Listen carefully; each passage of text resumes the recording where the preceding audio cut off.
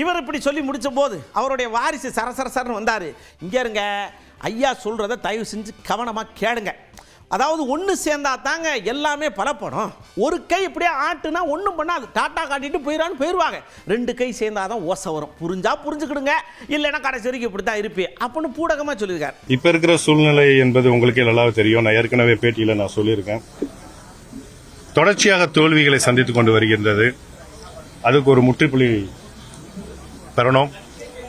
வெற்றியை நோக்கி இந்த இயக்கம் செல்ல வேண்டும் என்றால் நான் சொல்லக்கூடாது, நான் மட்டும் சொல்லல, தமிழகத்தில் இருக்கின்ற அத்தனை மக்களும், தமிழகத்தில் இருக்கின்ற உண்மையான அனைத்து இந்திய அண்ணா திராவிட முன்னேற்ற கழகத்தினுடைய அத்தனை தொண்டர்களும் இன்னைக்கு அவர்கள் நிலைப்பாடு இதுதான் சொல்லிக் கொண்டிருக்கின்றார்கள்.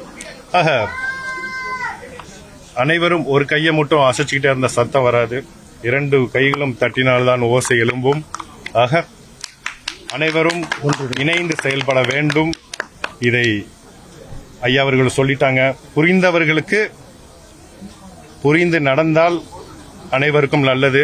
புரியாமல் நடந்தால் தமிழகத்தினுடைய மக்களும், முக்கியமாக அனைத்து இந்திய அண்ணா திராவிட முன்னேற்ற கழகத்துடைய உண்மையான தொண்டர்கள் தக்க பாடத்தை புகட்டுவார்கள் என்பதை தெரிவித்துக் கொள்கிறேன்.